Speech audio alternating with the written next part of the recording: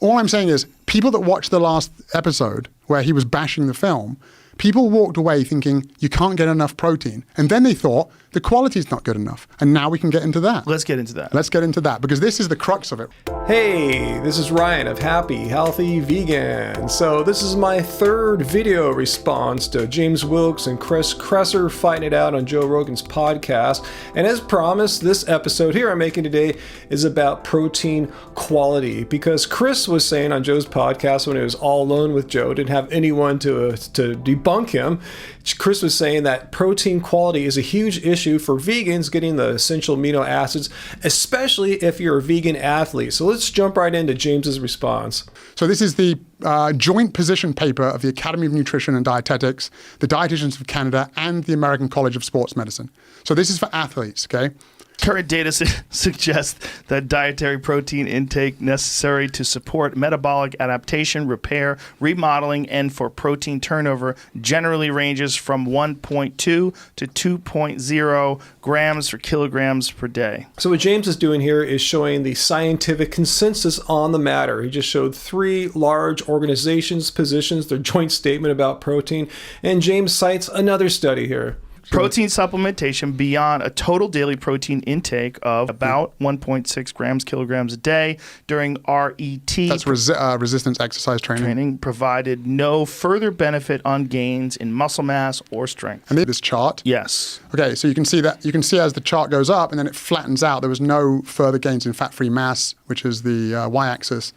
After 1.6. So what James is doing here basically is showing the scientific consensus about how much protein an athlete who's trying to increase their strength and muscle size needs to consume in a day. And it's approximately 1.6 grams of protein per kilogram of body weight. So the scientific consensus, I just want to make it very clear that you threw out a bunch of these numbers on high protein, making out that vegans couldn't hit that level. First of all, I've shown that foods can get that. I've shown that vegans can get sufficient protein. Indeed. Watch my previous video where James clearly argues how Chris was completely wrong. Vegans can easily get the quantity of protein that they need. I'll put a link down in the show notes and up in a card. And I've shown that, I've shown the levels, that the scientific consensus on the protein ranges for athletes. So for right now, keep that 1.6 grams of protein per kilogram of body weight in the back of your mind because we will return to it in a second. James will cash out on that. For right now, though, James needs to introduce how Chris brought up the DS score of protein absorption. Back to, you like the DIAAS, right? The digestible indispensable amino acid score. So the DIAAS takes into consideration amino acid profile and bioavailability. So, but how is it determined, Chris? Do you know how it's determined? The DS? Yeah. I don't know the details. So, I'm sorry. It's almost like comedy that someone is talking about these systems that does not know how. Okay. This kind of reminds me how earlier in the podcast, Chris was forced to admit that he couldn't read a forest plot in a study that it was referring to, which caused him to misunderstand some of the finer points of that study. Anyway, here, Chris doesn't understand how DS scores came about, how are they even measured, so James is going to educate him. But it's mostly done in pigs because it's a more similar digestibility to humans, and they're basically assessing how much of that protein was absorbed. Some people make the argument, well, pigs have a different digestibility rate, which is true, and they have a different amino acid profile requirement. Different. So some people would say, therefore, DAS bunch of crap. So, would you think that score is the best one to use for humans? It doesn't make sense. Right, but I'm not going to even make that argument. So that's a really cool move that James just did there about saying despite all these enormous flaws in how they measure DS scores, they use pigs' digestion and pigs have different amino acid requirements than humans do. Let's not even worry about any of that despite it kind of makes absolutely no sense. And then James will still be able to debunk Chris Kresser while giving him the benefit of the doubt of how valid these DS scores are. I'm going to go with you and say, okay, DS is the best thing out there. This is a quote from last time when you were trying to bash the film. And instead of watching James read back what Chris said when Chris was on Joe Rogan a few weeks before, I'll just play it back here for you. Then, as you pointed out, it's all about protein quality. And this, as you said, this is an established science, firmly established science. They look at this, especially like in third world countries where protein deficiency is common. So the most recent scale that's used is called the DS, digestible indispensable amino acid score. So the DS for beef, rare beef, is 1.39. It's among the highest scores on the whole scale. The DS for egg is 1.13. For peanut butter, it's 0.45, and for wheat, it's 0.2. Those are among the lowest proteins that have been measured on the scale. I don't know whether it's because they really don't understand the science behind it, or because they do and they're just, it's being kind of exaggerated to suit their claim. Well, let's see how well James understands the science behind it, and let's see who's exaggerating anything to support their claims. The FAO, the Food and Agricultural Organization of the United Nations, what is their purpose? Chris? To prevent nutrient deficiency in developing countries. Yeah. So what James is doing here is showing the origins of the DS score and points out that it came from the United Nations FAO in their quest to fight malnutrition in the developing world. So hunger, I've got a slide if you want to prove, but it's basically defeating hunger, providing food security, not for America, like more than 130 countries, right, where people are starving, malnutrition. Do you want to do it? The Food and Agricultural Organization of the United Nations has developed methods to evaluate the protein quality of food items, and in 2011, the Digestible Indispensable Amino Acid Score, DIAAS, was recommended as a successor to their previous method. It's made for starving children. Okay? Mm-hmm. This is what it's made for. So I would agree, if you're in a caloric deficit and you're in a country where there's very little protein and you're only getting 30 grams of protein a day, I would agree. I would say get your protein from meat. I would agree, because that's what it was designed for. So the truth of the matter is that the DS score was designed by the United Nations to help people who are malnourished in the developing world. So the big question is, since Chris is throwing the DS scores out here to show how vegans and vegan athletes can't get enough protein or enough quality protein, is it applicable? Does it make sense to use the DS score when we're talking about non-starving, non-malnourished athletes here in the West? As you can see, in looking at post-exercise skeletal muscle, the DIAS does not attempt to consider how scores translate into optimizing more downstream physiological targets of interest to a physically active person or athlete. So there you go. The very creators of the DS score said very clearly that its application cannot be properly extended to healthy athletes in the United States or England or whatever. It was designed specifically for malnourished people. It was designed for starving people in countries where they were not getting enough protein, and they weren't getting enough protein as you would call high quality. And it's not just my opinion that it's not used for that. This is like, in sports medicine, you probably haven't seen this article. It has been proposed that muscle protein synthesis is maximized in young adults with an intake of 20-25 grams of a high-quality protein. Okay, high-quality protein. And by the way, that 20 to 25 grams of protein that Joe's reading about there is for just one meal, not for an entire day's worth of eating. So multiply that out and it's a lot more protein.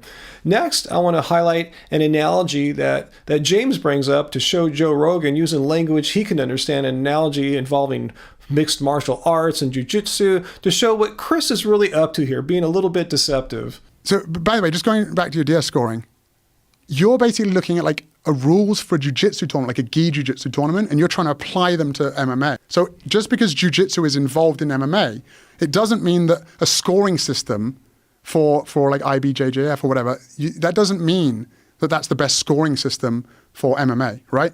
Is that fair, Joe? Sure. So essentially, and this isn't just my opinion, okay? This is scientific literature, not an article that you just pulled on examine.com. Like, that's not how science works. You don't just pull up an article. So slide 33, acute anabolic responses are not necessarily associated with long-term muscular gains. The topic can only be answered by assessing the results of longitudinal studies that directly measure changes in lean mass with the provision of varying protein dosages. All right, guys, remember I told you earlier in this video to just temporarily file away in the back of your minds that the scientific consensus is that athletes need approximately 1.6 grams of protein per kilogram of body weight for optimal muscle growth. Well, now James brings that scientific consensus view back up in context with this discussion of DS scores to show how Chris is very wrong about vegans not getting quality protein. Basically, if you get enough protein, if you hit one of the windows, if you hit the 1.6 to 2.2 with plant protein, you can hit the muscle protein synthesis. But it's and this is what his assertion was, that the amino acid profile of meat is superior than the amino acid profile of plants. It is in context. That is what is important. It's important when you look at the FAO and the goals that they're doing to try and stop world hunger. It is not important in the Western world, number one, and not important if you're an athlete and hitting you're getting between 1.6 to 2 grams per kilogram. That as long as you're getting this 1.6 to 2.2 grams per kilogram of protein, that you have enough amino acids to achieve the desired results. Yeah. And it's essentially the exact same as if you're hitting that 2.2 grams. If you're getting 2.2 grams, it doesn't matter. So in other words, if you're in the developed world and you're an athlete and you're getting plenty of protein, specifically around 1.6 grams per kilogram of body weight, then it doesn't really matter what the DS scores of your foods are, because if you're getting that quantity of protein, you're getting plenty of the amino acids that your body needs. However, though, yes, if you're in an underdeveloped country, malnourished, and you're really not getting that much food, that much quality protein, the types of amino acids, the balances, the ratios are much more important. But again, if you're living in a developed country, getting plenty of food, getting 1.6 grams of protein per kilogram of body weight, you're getting sufficient amino acids, no matter what you're eating. Right. The other point that you had about protein quality is digestibility. So that's the last point that I want to address. Okay. How am I doing? Good. Because you basically claim that, okay, even if there are enough amino acids, you can't digest it as well. The more precise data collected so far in humans assessing real specific oral ileal nitrogen digestibility has shown that the differences in the digestibility between plant and animal protein sources are only a few percent, contrary to historical findings in rats or determinations using less precise methods in humans. Okay, and I'll take this one step further. There's only at most like 2 or 3% different in digestibility of plant protein. And you know how it's assessed in the pigs? They give them raw food. So they give raw beans, raw grains. And you have said one of the reasons that it's less digestible is because of trypsin inhibitors. Yeah. What happens when you cook? You would definitely break them down. Are you getting it? So when you heat food, the likelihood is, even though it hasn't been tested, we know that the digestibility is less in plants by a few percent. And there's only a few percent difference. And they imagine that not only if you heated it, that you would get equivalent, you might even get more, because you're killing the trypsin inhibitors by heating it. So great move there, James, showing how Chris's nonsense about plant proteins not being able to get digested as well as animal proteins, especially once the plant proteins become cooked. They become more bioavailable, and that 2 to 3% difference, which is already pretty small, even closes up. And as James said, the plant proteins might even be more digestible than the animal proteins. So that whole nonsense about the quantity, you were wrong. The quality, the DI score was not designed for that. It doesn't matter when you get enough protein. So as long as you get enough protein, you're using measures for an organization that is looking at hunger. Do you think I presented a good But if it's about amino acids and it's about protein content and digestibility, if what he's saying is correct, then there really is no need to eat meat. That's what he's saying. There isn't. But there just isn't. That is his argument. I don't know about you guys, but I was particularly satisfying personally to see Joe Rogan come to that logical conclusion based on everything James Wilks said here to defend his movie against the attacks that Chris Kresser lobbied against the Game Changers. Chris was trying to have people believe that, yeah, eating plants is cool, but that's not enough. You can't be healthy. You're not going to get your vitamins and nutrients. You're going to become deficient. You won't get enough protein. You won't get enough quality protein. And one by one, each of these points James went through and showed how what Chris said was either false or misleading, and set the record straight with science that came from the general scientific consensus, not oddball outlier studies like Chris was kind of just picking and choosing. James is looking at the totality of the scientific evidence rather than cherry picking and showing here's what the science says, and Chris is just plainly wrong. In many cases, I can make more episodes. Let me know if you guys want me to keep going, because James showed clearly how Chris's thinking is outside the scientific consensus. He has his own definitions of, like, say, what is high carb or low carb that don't match up how others who conduct studies and write literature in this area define those terms. Anyway, let me know if you want to see more.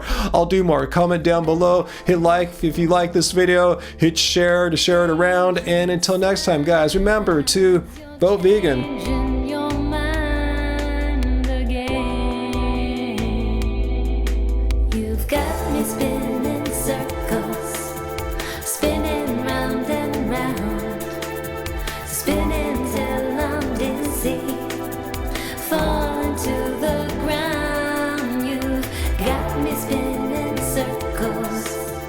round